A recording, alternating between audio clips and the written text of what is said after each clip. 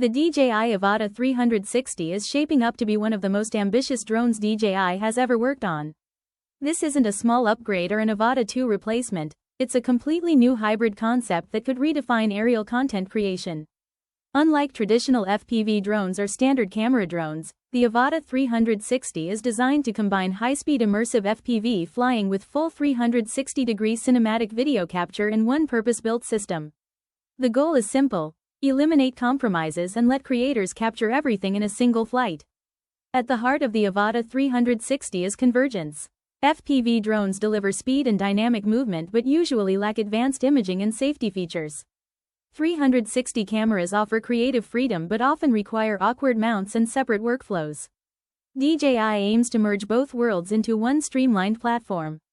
Leaks suggest a dual 1.1-inch sensor camera system capable of true 360-degree capture, potentially recording up to 8K 360 video.